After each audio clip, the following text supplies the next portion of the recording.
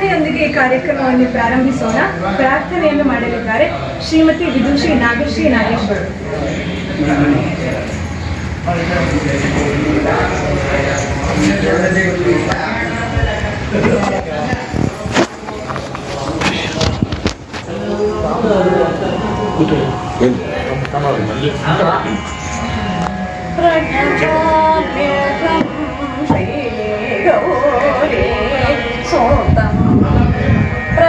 प्रणमाम्यहं श्रीगौरी सोतं प्रणमाम्यहं श्रीगौरी सोतं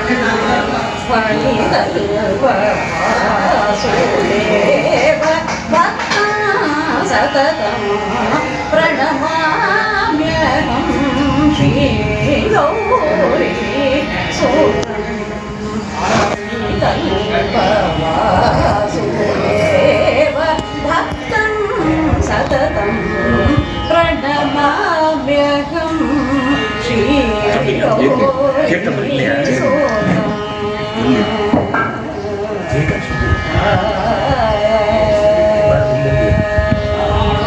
गणनाथं अमरवृन्द सेवितं गणनाथं अमरवृन्द सेवितं गणनाथं अमरवृन्द सेवितं फणिहारभूषितं मुनिवरवन्दितं फणिहारभूषितं मुनिवरवन्दितं प्रणमाम्यहं श्रीगौरी सूतं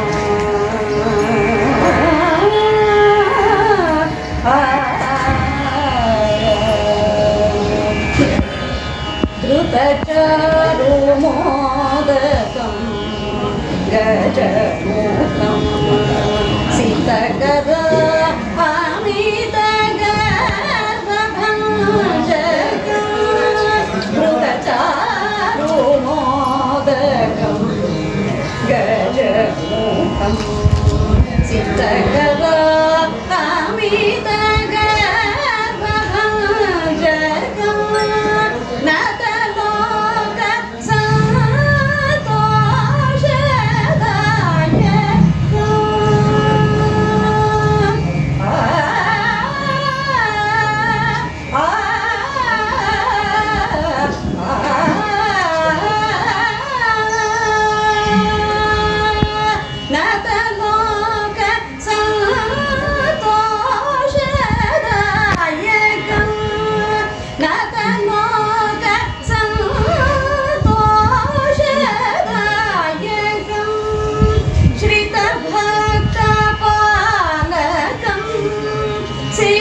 सिद्धिविनायकं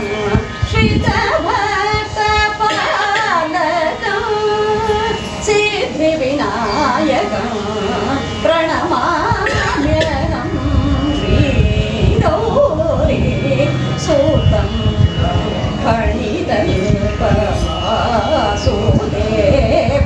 भक्तं सततं प्रणमाम्यहं श्रीगौरी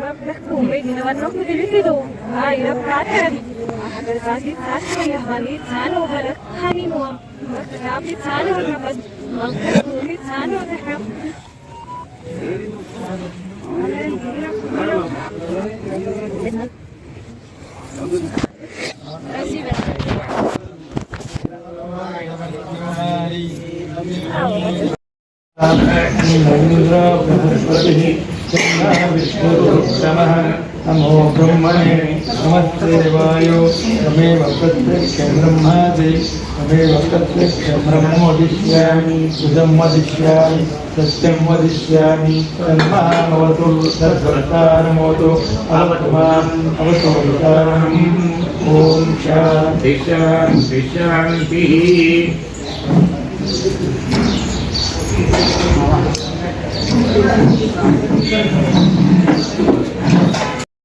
प्रमदः आचार्याय प्रियं धनम् आवृत्य प्रजातं मां व्यवच्छेत्सेः सत्यान्न प्रमदितव्यं धर्मात् न प्रमदितव्यं कुशलान्न प्रमदितव्यं भूत ಅದಕ್ಕೆ ನಾವು ಹಬ್ಬಕ್ಕೆ ಹೋದ 6 ತಿಂಗಳ ಹಿಂದೆನೇ ಒಂದು ಯೋಜನೆನ ಹಾಕೊಂಡಿದ್ವಿ. ಅಪ್ಪನ ಒಡನಾಟವನ್ನ ನಾವು ಒಂದು ಯಾಕೆ ದಾಖಲೆ ಮಾಡಬಾರ್ದು, ಇದು ದಾಖಲೆ ತರಿಸ್ಬೇಕು ಅಂತ ನಾವು ಅಂದ್ಕೊಂಡಿದ್ವಿ. ಆ ನಿಟ್ಟಿನಲ್ಲಿ ಕಾರ್ಯರೂಪಕ್ಕೆ ತರಕ್ಕೆ ಆ ನಿರ್ಧಾರ ಮಾಡಿದ್ವಿ. ಆ ನಿರ್ಧಾರನೇ ಇಂದಿನ ಫಲಶ್ರುತಿ ಅಂತಾನೆ ಹೇಳ್ಬೋದು ನಾನು. ಆಕ್ಚುಲಿ ಇದು ಕಾರ್ಯರೂಪಕ್ಕೆ ಬಂದಿದ್ದು ಈ 3 ತಿಂಗಳ ಹಿಂದೆ. ನಮಗೆ ಅದೆಲ್ಲನೂ ಟೈಪ್ ಮಾಡಿ ಇದಕ್ಕೆಲ್ಲ ಟೈಮ್ ಬೇಕಾಯಿತು. ಆಮೇಲೆ ಅಕ್ಕಂದಿರೋರು ಎಲ್ಲ ತುಂಬ ಬ್ಯುಸಿ ಆಗಿದ್ರು. ಅವರಿಗೆ ಇದು ತುಂಬಾ ಕಾಟ ಕೊಟ್ಟಿದ್ದೀನಿ ನಾನು. ಇದನ್ನು ಬರೀಲಿಕ್ಕೆ ನಾನು ಮುದ್ರಿಸಿ ನಾನು ಟೈಪಿಗೆ ಕೊಡಬೇಕಾಯಿತು. ಹಾಗಾಗಿ ಆಮೇಲೆ ನನಗೂ ಕೂಡ ಅವರು ಸಹಕರಿಸಿದ್ರು. ಅಕ್ಕನ ದೊಡ್ಡಕ್ಕಂತೂ ತುಂಬ ಬ್ಯುಸಿ ಶೆಡ್ಯೂಲಲ್ಲಿ ನಾನು ಒತ್ತಡ ತಡಿಲಾರ್ದೇನೆ 3 ದಿನ 10 ಗಂಟೆ ಆಫ್ಟರ್ 10:30 ಇಂದ 12ವರೆಗೆ ಬರೆದು ನನಗೆ ಲೇಖನಗಳನ್ನು ಕೊಟ್ಟಿದ್ದಾರೆ. ಈ ಪುಸ್ತಕದಲ್ಲಿರುವಂತಹ ಅಷ್ಟು ಘಟನೆಗಳು ಸತ್ಯ ಘಟನೆಗಳು. ನಮ್ಮ ತಂದೆಯ ಒಡನಾಟವನ್ನು ಬರೆದಿರುವಂಥ ಸತ್ಯ ಘಟನೆ. ಇದು ಮಾರ್ಗದರ್ಶನೂ ಆಗ್ಬೋದು ಎಲ್ಲರಿಗೂ. ಆ ನಿಟ್ಟಿನಲ್ಲಿ ಇದು ಹೊರತಂದ ಲೇಖನ. ಇದರಲ್ಲಿ ನಾವು 3 ಜನ ಅಲ್ಲದೇನೆ ಅಳಿಯಂದಿರು ಮತ್ತು ಮೊಮ್ಮಕ್ಕಳು ಕೂಡ ಬರೆದಿದ್ದಾರೆ. ಜೊತೆಗೆ ನಮ್ಮ ಗೀತಕ್ಕೆ ಮಾವ ಬರೆದಿದ್ದಾರೆ. ಇದಕ್ಕೆ ಮುನ್ನುಡಿಯನ್ನು ನಮ್ಮ ಚಂದ್ರು ಮಾವ ಬರೆದಿದ್ದಾರೆ. ಅಂದವಾಗಿ ತುಂಬ ಚೆನ್ನಾಗಿ ಬರ್ಕೊಟ್ಟಿದ್ದಾರೆ. ನಾನು ಇದು ನಿರ್ಧಾರ ಮಾಡಿ ಈ ಥರ ಅವ್ರಿಗೆ ಚರ್ಚಿಸಿದಾಗ ತುಂಬ ಚೆನ್ನಾಗಿ ನನಗೆ ಬೇಗ ರಿಯಾಕ್ಷನ್ ಮಾಡಿ ಅವರು ದೂರದಲ್ಲಿದ್ದರೂ ಕೂಡ ಕಿನ್ಯಾದಲ್ಲಿ ನನಗೆ ಬರ್ಕೊಟ್ಟು ಸಹಕರಿಸಿದ್ರು. ನಾನೆಲ್ಲ ಟೈಪ್ ಮಾಡಿ ಮುದ್ರಣ ಕೊಟ್ಟು ಇದು 15 ಡೇಸಲ್ಲಿ ಮುದ್ರಣ ಆಗಿರೋದು. ಇದು ಯಾವಾಗ ಬಂದಿರೋದು ಅಂದರೆ ಫಾದರ್ಸ್ ಡೇ ದಿನನೇ ಬಂತು. ನನಗಂತೂ ತುಂಬ ಖುಷಿ ಆಯಿತು. ಅದರಲ್ಲಿ ಆದಷ್ಟು ನಾವು ಎಲ್ಲ ಏನು ನಮ್ಮ ತಂದೆಯ ಜೊತೆಗಿನ ಒಡನಾಟವನ್ನು ಹೇಗೆ ಕಳೆದಿದ್ದೀವಿ, ಅದರಲ್ಲಿ ಹೇಗೆ ಒಂದು ಸಂದೇಶ ಇದೆ, ಅದೆಲ್ಲ ಇದೆ. ಈ ಒಂದು ಕೃತಿಯನ್ನು ಓದಿ ನೀವು ಅಭಿಪ್ರಾಯಿಸ್ತೀರಾ ಅಂತ ನಾನು ಆಶಯ ಮಾಡ್ಕೊಂಡಿದ್ದೀನಿ. ಆಮೇಲೆ ಅಕ್ಕಂದಿರಿಗೆಲ್ಲ ತುಂಬ ತೊಂದರೆ ಕೊಟ್ಟಿದ್ದೀನಿ. ಮುಂಚೆ ಏನಾರು ಅವ್ರಿಗೆ ತೊಂದರೆ ಆಗಿರಬೇಕು ಮುಂದೆ ಸಾರಿ ಕೇಳ್ತೀನಿ. ಅವ್ರ ನನಗೆ ತುಂಬ ಸಹಕರಿಸ್ಕೊಟ್ರು. ಇಲ್ಲ ಇದು ಮಾಡಬೇಕು ಅಂತ ದಾಖಲಾ ರೂಪದಲ್ಲಿ ಇರುತ್ತೆ ಅಂತ ಅಂದರು. ತುಂಬ ಖುಷಿ ಆಯಿತು. ಆಮೇಲೆ ಈ ಘಟನೆಯಲ್ಲಿ ಎಲ್ಲ ಲೇಖನಗಳು ಬರೆಯುವಾಗ ನಾನು ಹತ್ತಿದ್ದೀನಿ. ನಿಮಗೂ ಕೂಡ ಒಂದು ಸಾರಿನಾರು ಅದು ಆನಂದ ಭಾಷಣನಾದರೂ ಆಗ್ಬೋದು, ದುಃಖದಾರು ಆಗ್ಬೋದು, ಬಂದೇ ಬರುತ್ತೆ ಅಂತ ಭಾವನೆ ನನಗೆ ಇದೆ. ಎಲ್ಲರೂ ತುಂಬ ಚೆನ್ನಾಗಿ ಸಹಕಾರ ಕೊಟ್ಟರು ಈ ನಿಟ್ಟಿನಲ್ಲಿ. ಮತ್ತು ಮೊಮ್ಮಕ್ಕಳುಗಳು ಅವರ ಅನುಭವದಲ್ಲಿ ಏನು ಅಜ್ಜ ಅನ್ನೋದನ್ನ ಎಲ್ಲವ ತುಂಬ ಚೆನ್ನಾಗಿ ಬರೆದಿದ್ದಾರೆ. ನನ್ನ ಮಾವ ಕೂಡ ತುಂಬ ಚೆನ್ನಾಗಿ ಸಹಕಾರ ಕೊಟ್ಟು ಅವರು ಕೂಡ ಒಂದು ಲೇಖನವನ್ನು ಬರೆದಿದ್ದಾರೆ. ಲೇಖನಗಳು ಇದರಲ್ಲಿ ಬಂದಿರುವಂತಹ ಲೇಖನಗಳು ಒಂದು 60-70 ಇರ್ಬೋದು. ತುಂಬ ಚೆನ್ನಾಗಿ ಮೂಡಿ ಬಂದಿದೆ. ಈ ಫ್ರಂಟ್ ಪೇಜಿಂದ ಹಿಡಿದು ಬ್ಯಾಕ್ ಪೇಜ್ವರೆಗೂ ಸತ್ಯ ಘಟನೆ ಇದು. ಆದಷ್ಟು ನಾನು ಫೋಟೋಗಳನ್ನು ಹಾಕಿ ಆ್ಯಡ್ ಮಾಡಿ ಅಣ್ಣನ ಜೊತೆ ಇದಕ್ಕಿನ ಫೋಟೋಗಳನ್ನು ಮಾಡಿಸುವಂಥ ಪ್ರಯತ್ನ ಮಾಡಿದ್ದೇನೆ. ಇದನ್ನೆಲ್ಲರೂ ಓದಿ ಅಭಿಪ್ರಾಯಿಸಿ. ಮತ್ತೆ ನಮ್ಮ ಗೀತತೆ ಇವತ್ತು ಬಂದಿಲ್ಲ, ಅವರನ್ನು ಕೂಡ ನಾನು ನೆನ್ಕೊಳ್ತೀನಿ. ಅವರು ಕೂಡ ಕೊನೆ ತಂಗಿಯವರು. ಅವರು ಕೂಡ ಅಣ್ಣನೊಂದಿಗಿನ ಬಾಂಧವ್ಯ ಹೇಗಿತ್ತು, ಆಗಲೇ ನಮ್ಮನ್ನು ಅಷ್ಟು ಒಂದು ಹೆಣ್ಮಕ್ಳು ಇದ್ರು ಎಷ್ಟು ಪ್ರೀತಿಯ ನೋಡ್ಕೊಳ್ತಿದ್ರು ಅನ್ನೋದನ್ನೆಲ್ಲ ನಾನು ಇದು ಮಾಡಿದ್ದೀನಿ. ಮತ್ತು ಅಮ್ಮನ ಜೊತೆಗೆ ಹೇಗೆ ಅವರು ಸಾಥ್ ಕೊಟ್ಟರು ಅಣ್ಣ, ಅದನ್ನು ಕೂಡ ನಾನು ಆದಷ್ಟು ಹೋಗಿ ಕಲೆಕ್ಟ್ ಮಾಡಿ ಅವರ ಭಾಷೆಗೆ ಹೇಳ್ಕೊಂಡು ಅದೊಂದು ರೆಸ್ಯೂಮೆ ಮಾಡಿ ನಾನು ಬರೆದಿದ್ದೀನಿ. ಅದಕ್ಕೆ ನನಗೆ ಇವಾಗ ತುಂಬ ಸಂತೋಷ ಆಗ್ತಾಯಿದೆ. ಈ ಒಂದು ಪುಸ್ತಕ ಥರ ರೀತಿ ಅಂತ ಹೇಳ್ತೀನಿ. ಮತ್ತು ಇದರೊಳಗೆ ಒಂದು ಕವನ ನಾನು ಬರೀ ಒಂದು ½ ಅವರಲ್ಲಿ ಚಂದ್ರಾಪಟ್ಟಣದಿಂದ ಹಾಸನಿಂದ ಚಂದ್ರಾಪಟ್ಟಣಕ್ಕೆ ಬರಬೇಕಾದ್ರೆ ನನಗನ್ಸಿದ್ದನ್ನು ಒಂದು ಕವನ ಬರೆದಿದ್ದೀನಿ. ಅಪ್ಪನ ಬಗ್ಗೆ ಜಾಸ್ತಿ ಮಾತಾಡಿ ಟೈಮ್ ತಗೊಳ್ಳಲ್ಲ. ಆ ಕವನ ಓದ್ಬಿಟ್ಟು ನನ್ನ ಮಾತಿಗೆ ಇತಿಶ್ರೀ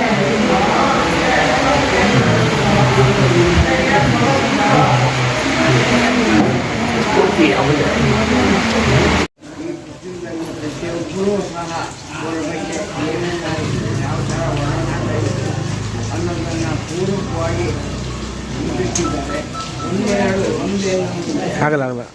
ಒಂದೇನು ಅಂದರೆ ಇಂತಹ ಸಮಾರಂಭದಲ್ಲಿ ತಮ್ಮ ತಂದೆಯವರ ಪುಸ್ತಕವನ್ನು ಬಿಡುಗಡೆ ಮಾಡಿ ಬಿಡುಗಡೆ ಮಾಡಿದ್ದು ನಾನು ಇವತ್ತೇನು ನನ್ನ ಜೀವನದ ಅದರಿಂದ ಅವರಿಗೆ ಚಿಕ್ಕವರಿಗೆ 3 ಜನ ಹೆಣ್ಣುಮಕ್ಕಳನ್ನು ಅವರು ಹ್ಯಾಕ್ ಹಾಕಿದ್ರು ಅಂದರೆ ಗಂಡು ಮಕ್ಕಳ ಥರ ಹಾಕಿದ್ರು. ನಿಜವಾಗ್ಲೂ ಹೇಳಲಾದರೆ 1963ರಲ್ಲಿ ನಾನು ಅವರ ಮನೆಗೆ ಪ್ರವೇಶ ಮಾಡಿದೆ. ಅವರ ತಂಗಿ ರೋಜಾ ನಮ್ಮ ಇವಾಗಿಲ್ಲ. ಅವರಿಗೆ 3 ಜನ ಮಕ್ಕಳು. ಒಂದನೆಯವರು ಅಂತ, ಎರಡನೆಯವರು ಸ್ವರ್ಣ ಅಂತ, 3ನೆಯವರು ಸುಬ್ರಹ್ಮಣ್ಯ ಅಂತ. ಇವರು 3 ಜನನ ನಾನು ಹ್ಯಾಕ್ ಹಾಕಿದ್ದೆವು. ಅದೇ ಥರ ನಮ್ಮ ಕೃಷ್ಣಮೂರ್ತಿ 3 ಜನ ಹೆಣ್ಣುಮಕ್ಕಳನ್ನು ಅದೇ ಥರ ಸಾಕಿದ್ರು. ಒಂದು ಹೇಳೋದಾದರೆ ನಾನು ಅವ್ರ ಮನೆಗೆ ಹೆಣ್ಣು ನೋಡೋಕ್ಕೆ ಹೋದಾಗ ಎಲ್ಲ ಅವ್ರ ಮಾವನವರು ಹೆಣ್ಮಕ್ಳು ಅವ್ರು ಅವಾಗ ಇತ್ತಿಲ್ಲ ಮನೆಯಲ್ಲಿ. ಏನೆಲ್ಲ ಬಾಕಿಯವರೆಲ್ಲ ಇತ್ತು. ನೋಡಿ ಹೋಗುವಾಗ ಬಸ್ಸಲ್ಲಿ ಹೋದ ನಾನು ಭದ್ರಾವತಿ ಕಟ್ಕೊಂಡಿದ್ದೆ. ಕತ್ರಿಘಟ್ಟಕ್ಕೆ ಬಂದಿದ್ದೆ. ಆಗ ಆನೆಕೆರೆಯಲ್ಲಿ ಒಬ್ಬರು ಪೊಲೀಸ್ ಏನ್ ಜೋಡಿಸ್ ಅಂತ ಅವ್ರು ನಮ್ಮನ್ನು ಇವ್ರ ಮನೆಗೆ ಕರ್ಕೊಂಬಂದಾಗ ಏನಾಯಿತು, ಎಲ್ಲ ನೋಡಿದ್ವಿ. ಆಯಿತು, ಮನೆಗೆ ಹೋದೆ. ಬಸ್ ಹತ್ತಿದಾಗ ಕಿಟ್ಟು ಬಂದು ಸರೋಜನ ನೀವು ಒಪ್ಪಿದ್ದಾರೆ ಭಾವ ಅಂತ ಆಗಲೇ ನಾನು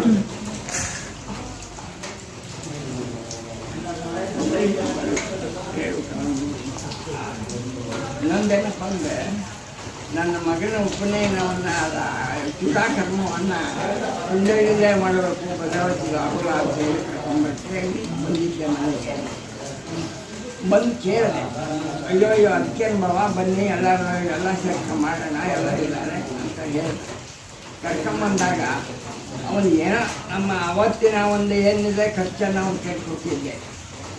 ಅದನ್ನು ಎಲ್ಲ ಕಾರ್ಯಕ್ರಮ ಮುಗಿದ ಮೇಲೆ ನನಗೊಂದು ಚೀಟಿಲಿ ಬರ್ಕೊಟ್ಟಿದ್ದ. ಹೇಗೆ ಅಂದರೆ ಅದು ಏನೇನು ಸಾಮಾನು ತಂದಿದ್ವಿ, ಅದಕ್ಕೆ ಎಷ್ಟಾಯಿತು, ಏನಾಯಿತು, ಯಾವ ಥರ ಮಾಡಿದ್ವಿ, ಬೆಂಕಿ ಪಟ್ಟು ಸಮೇತ ಬರೆದು ನನ್ನ ಕೈ ಕೊಟ್ಟ. ಉಳಿದ ಹಣ ಎಷ್ಟಿದ್ದಾಗ ಅದನ್ನು ತಗಳಿ ಭಾವ ಅಂತ ಹೇಳಿ ಕೊಟ್ಟ. ಇದು ಅವನಲ್ಲಿ ಬೆಳೆದಂಥ ಒಂದು ವ್ಯಕ್ತಿತ್ವ.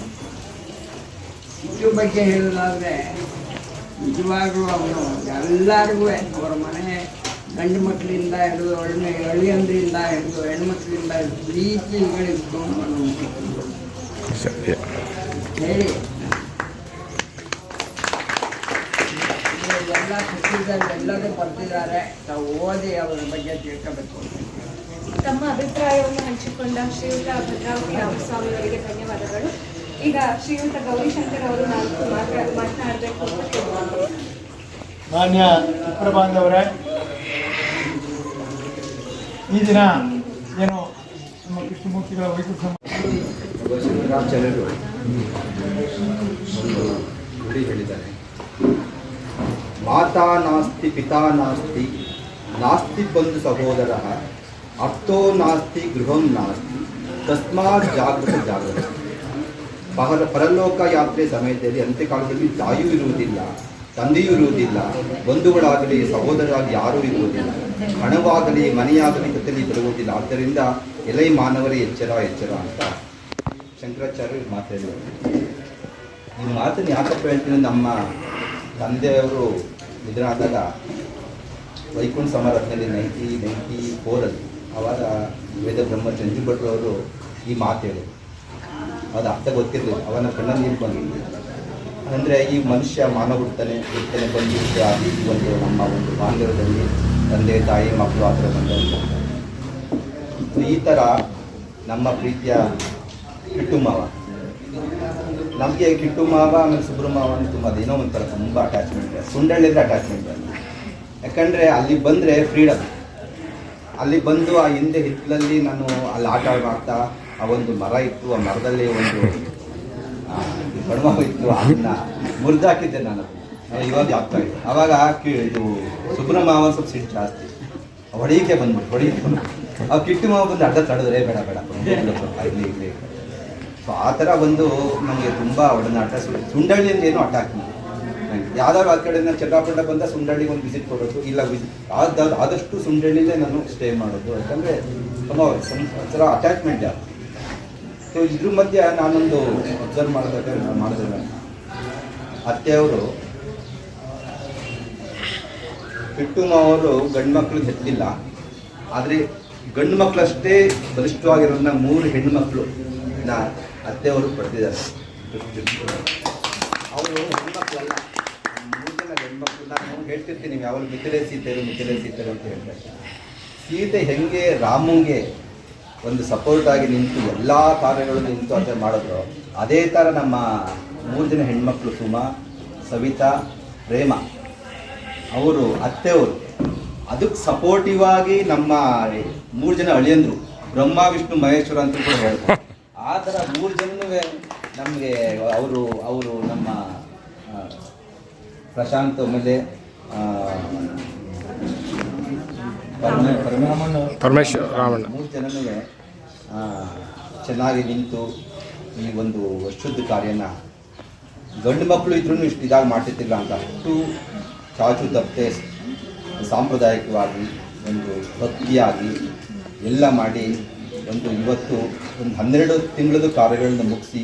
ಯಾಕಂದರೆ ಅದು ಮಾಡಿದವ್ರಿಗೆ ಗೊತ್ತು, ಕರ್ತೃವಾಗಿ ಕೂತ್ಕೊಂಡು ಮಾಡಿದಾಗ ಅದ್ರದ್ದು ಅರ್ಥ ಗೊತ್ತಾಗುತ್ತೆ. ಪ್ಲಸ್ ಅದ್ರ ಕಷ್ಟಗಳು ಯಾವ ಥರ ಗೊತ್ತಾಗುತ್ತೆ. ಅದು ಚಾಚು ತಪ್ಪದೆ ದುಃಖ ಆಗ್ತಿದ್ರು ಆ ಥರ ಈ ಒಂದು ವ್ಯವಸ್ಥೆಯಲ್ಲಿ ಕ್ಲೀನ ಅಚ್ಚುಕಟ್ಟೆ ಚಾಚು ತಪ್ಪದೆ ಮಾಡಿದ್ದಾರೆ.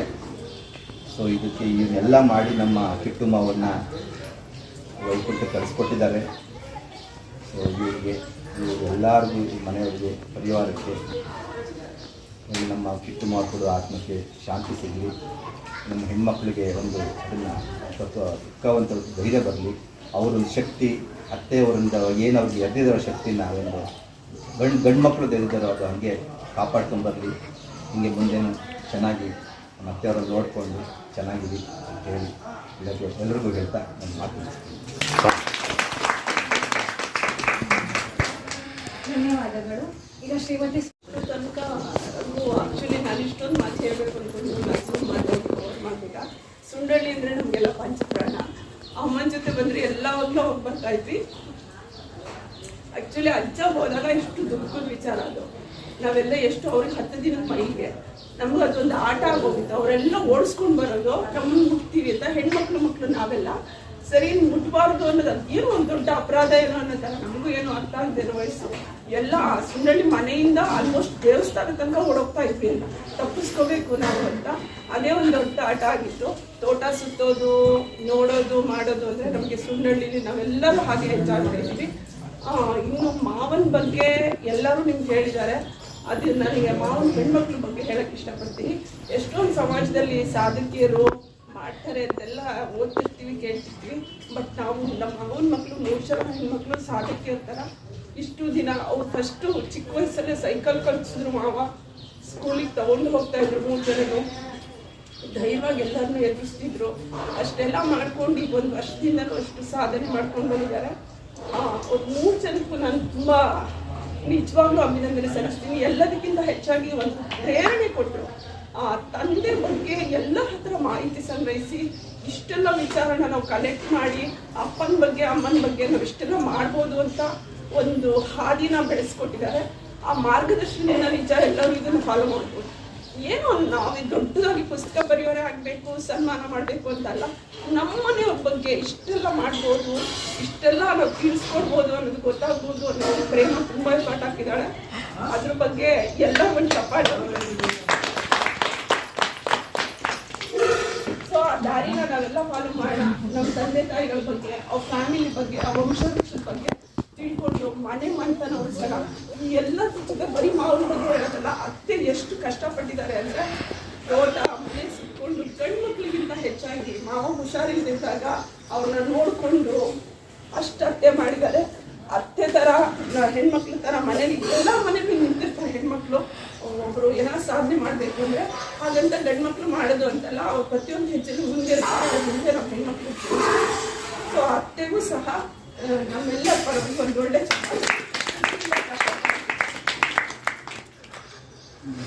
ಎಲ್ಲರಿಗೂ ಧನ್ಯವಾದ. ಒಳ್ಳೆಯದಾಗಿ ಅಂತ ಹಾರೈಸ್ತೀನಿ. ಯಾರಾದರೂ ಮಾತಾಡೋದಕ್ಕ ಧನ್ಯವಾದ. ಜಾತಸ್ಯೋಹೇ ತಿರುಮೃತ್ಯು ಪುನರ್ಜನ್ಮ ಮೃತಸ್ಥ ಪುನರಪಿ ಜನನಂ ಪುನರಪಿ ಮರಣಂ ಪುನರಪಿ ಜನನೇ ಜನ ಈಗ ಸಂಸಾರ ಬೋಧಿಸ್ತಾರೆ ಕೃಪಯಾ ಪಾರೆ ಪಾಯಿ ಮುರಾರೆ ಅಂತ ಶಂಕರ ಮನಸ್ಪಾದರು ಏನು ಕೊಟ್ಟಿದ್ದಾರೆ. ಅದೇ ಪ್ರಕಾರವಾಗಿ ಭೂಮಿ ಮೇಲೆ ಹುಟ್ಟಿದಂತಹ ಒಂದು ಇರುವೆಯಿಂದ ಹಿಡಿದು ಆನೆಯವರೆಗಿನ ಪ್ರತಿಯೊಂದು ಜೀವಿ ಕೂಡ ಹುಟ್ಟಬೇಕು, ಹುಟ್ಟಿದ ಮೇಲೆ ಸಾಯಲೇಬೇಕು. ಅದನ್ನು ಯಾವುದೂ ಕೂಡ ಎನ್ನಿಸೋಕ್ಕಾಗಲ್ಲ. ಅದು ಚಕ್ರದಂತೆ ತಿರುಗ್ತಾ ಇರ್ತಾರೆ. ಹಾಗಾಗಿ ಆಯು ಇತ್ತಂತ ಕರ್ಮಂತ ವಿದ್ಯಾ ನಿಧನಮೇವಂತ ಪಂಚೈತ ನಿರುದ್ದಂತೆ ಗರ್ಭಸ್ಥಿರ ದಿನ ಅಂತ ಹೇಳ್ಬಿಟ್ಟು ತನ್ನ ತಾಯಿ ಗರ್ಭದಲ್ಲಿ ಮಗು ಇದ್ದಾಗ ಇವೆಲ್ಲವನ್ನು ಕೂಡ ನಾವೇನು ಹಣೆ ಬರಹ ಅಥವಾ ಪ್ರಬಲಿಕತ ಅಂತ ಹೇಳ್ತೀವಿ ಅದನ್ನು ಇರ್ತದೆ.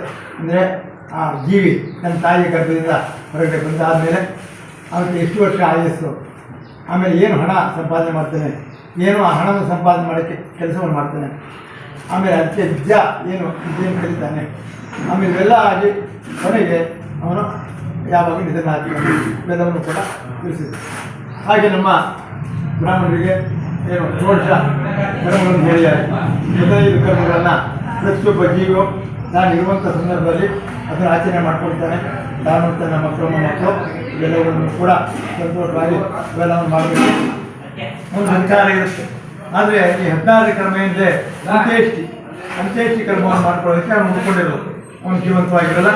ಹಾಗಾಗಿ ಆ ಕರ್ಮವನ್ನು ಅವನಿಗೆ ಯಾರೋ ಸಂಬಂಧಪಟ್ಟವರು ಪುತ್ರಿಸಿದ ಗತಿರ್ನಾಸ್ತಿ ಸ್ವರ್ಗೋ ನೈವೇದ್ಯ ಅಂತ ಏನು ಹೇಳಿದ್ದಾರೆ ಅಂದರೆ ಪುತ್ರರು ಮದುವೆ ಪ್ರಾಶಸ್ತ್ಯ ಪುತ್ರರಿಗೆ ಗಂಡು ಮಕ್ಕಳು ಇದ್ದರೆ ಮಾಡ್ಬೋದು, ಇಲ್ಲ ಅಂದರೆ ಬೇರೆಯವರು ಮಾಡೋಕ್ಕೂ ಅವಕಾಶ ಇದೆ. ಏನಂದರೆ ಅದನ್ನು ನಾವು ತಿಳ್ಕೊಂಡ್ಬಿಟ್ಟಿದ್ದೀವಿ, ಹೆಣ್ಮಕ್ಳಿದ್ರೆ ಬೇರೆಯವ್ರು ಮಾಡೋಕ್ಕಾಗಲ್ಲ ಅಂತೇಳಿ. ಯಾಕೆಂದರೆ ಇದೊಂದು ಉದಾಹರಣೆಯನ್ನು ಈಗಾಗಲೇ ನಮ್ಮ ಚಂದ್ರಪಟ್ಟಣದಲ್ಲಿ ಗೊತ್ತಿದೆ. ವಿಜಯ್ ಕುಮಾರ್ ಅನ್ನೋಟೊಬ್ಬರು ವಕೀಲರಿದ್ದರು. ಅವರು ತಮ್ಮ ಕುಟುಂಬ ಸಹಿತರಾಗಿ ಉತ್ತರ ಪ್ರದೇಶಕ್ಕೆ ಎಲ್ಲ ಪ್ರವಾಸವನ್ನು ಎಲ್ಲ ಕಡೆ ಪ್ರವಾಸ ಮಾಡಿಕೊಂಡು ಆಗ ಬಂದಾಗ ಆ ಗೈಗೆ ಬಂದರು. ಬಂದಾಗ ಅವ್ರಿಗೆ ಹಾರ್ಟ್ ಅಟ್ಯಾಕ್ ಆಗಿ ಅಲ್ಲೇ ಮನೆ ಹೋಗ್ಬೋದು. ಅಂದರೆ ಅವ್ರ ಜೊತೆಗೆ ಹೆಂಡತಿ, ಹೆಣ್ಣು ಮಕ್ಕಳು, ಅಳಿಯ ಇವ್ರುಗಳಿದ್ರು. ಅವ್ರ ಮಗ ಹೋಗಿರಲಿಲ್ಲ ಅವ್ರ ಜೊತೆ. ಹಾಗಾಗಿ ಅಲ್ಲಿಂದ ಇಲ್ಲಿ ತರೋದು ಬೇಕಾದಷ್ಟು ಯೋಚನೆಗಳನ್ನು ಮಾಡ್ಕೊಂಡು ಕೊನೆಗೆ ಇಲ್ಲ ಅಲ್ಲಿಯವ್ರು ಹೇಳಿದ್ರಂತೆ ಏನು ಬೇಡ ಅವೆಲ್ಲ ಏನು ಬೇಡ, ಹೆಣ್ಮಕ್ಳು ಬಂದಿದ್ದಾಳೆ ಅವರೇ ಕರ್ಮವನ್ನು ಮಾಡ್ಬೋದು ಅಂತ ಹೇಳಿ ಅವ್ರಿಗೆ ಕರ್ಮವನ್ನು ಮಾಡ್ತಿದ್ದಾರೆ. ಹಾಗಾಗಿ ಇವೆಲ್ಲವೂ ಕೂಡ ನಡ್ಕೊಂಡು ಬಂದಿದೆ. ನಾವು ಯಾವುದೋ ಒಂದು ಕೆಲವು ಆಚರಣೆ ಮೂಲಕ ಆಚರಣೆ ಮಾಡ್ತಾ ಇದ್ದೀವಿ. ಹಾಗಾಗಿ ಈಗಾಗಲೇ ತಮಗೆಲ್ಲ ತಿಳಿದಿರುವ ಹಾಗೆ ಅವರ ಒಂದು ಏನು ಕರ್ಮಾಂತರವನ್ನು ಅವರ 3 ಹೆಣ್ಮಕ್ಳು ಸುಮಾ, ಪ್ರೇಮ, ಸವಿತಾ ಅವರು ಅವರ ಪತಿಯರ ಜೊತೆಯಾಗಿ ಪರಮೇಶ್ವರವರು ಅವರಿಗೆ ಹಿರಿಯರು, ಅವರಿಗೆ ನಾವೆಲ್ಲ ಅಧಿಕಾರ ಕೊಟ್ಟಿದ್ದೀವಪ್ಪ, ನಮ್ಮೆಲ್ಲರ ಪರವಾಗಿ ನೀವು ಆ ಕರ್ತವ್ಯವನ್ನು ಮಾಡಿ ಅವ್ರಿಗೆ ಒಂದು ಶಾಶ್ವತವಾದ ಮುಕ್ತಿ ದೊರೆಯೋದಕ್ಕೆ ನಮ್ಮ ಸಹಕಾರವನ್ನೆಲ್ಲ ಕೊಡ್ತೀನಿ ಅಂತೇಳಿ 1 ವರ್ಷದಿಂದ ಕೂಡ ಅವ್ರಿಗೆ ಅಧಿಕಾರವನ್ನು ಕೊಟ್ಟಿದ್ವಿ. ಪರಮೇಶ್ವರಿಯವರು ಅವರೆಲ್ಲ ನಾವೆಲ್ಲ ಒಂದೇ ಕಡೆ ಹುಟ್ಟು ಬೆಳೆದವ್ರೆ, ಕಿಕ್ಕೇರಿ ನಮ್ಮ ಊರೆಲ್ಲ ಇದೆ. ಹಾಗಾಗಿ ನಮಗೂ ಕೂಡ ಬಾಂಧವ್ಯ ಅಲ್ಲಿ ನಮ್ಮ ಅಕ್ಕನ್ನ ಅವ್ರಿಗೆ ಕೊಟ್ಟಿದ್ದರಿಂದ ನಮಗೂ ಬಾಂಧವ್ಯ ಇತ್ತು.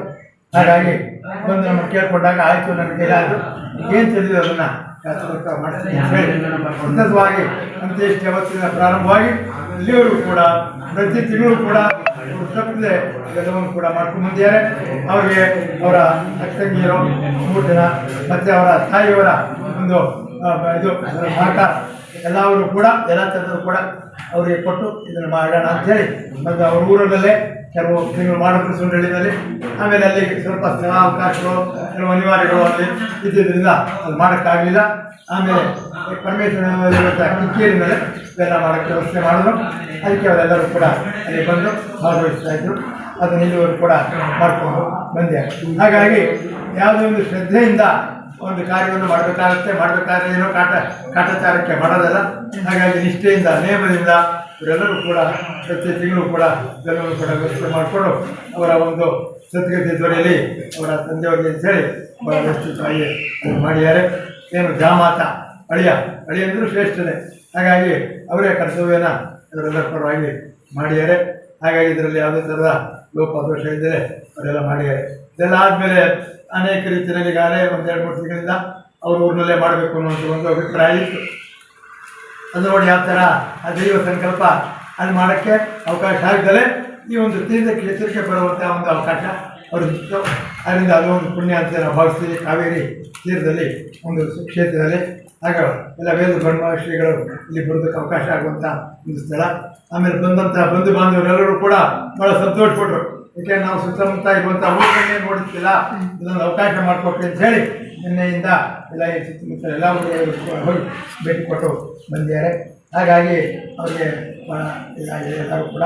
ಹಾಗೆ ಇದನ್ನು ಭಾಗವಹಿಸಿ ಒಂದು ವೈಕುಂಠ ಸಮಾರಾಧನೆಯಲ್ಲಿ ನಮ್ಮ ಹೆಚ್ಚಿನ ಸಹಕಾರವೆಲ್ಲರೂ ಕೂಡ ಕೊಟ್ಟಿದ್ದಾರೆ. ಹೆಣ್ಮಕ್ಕಳು, ಅಳಿಯಂದರು, ಬಂಧು ಬಾಂಧವರು, ಮಕ್ಕಳು, ಮೊಮ್ಮಕ್ಕಳು, ಮರಿಮಕ್ಕಳು ಎಲ್ಲರೂ ಕೂಡ ಬಂದಿದ್ದಾರೆ.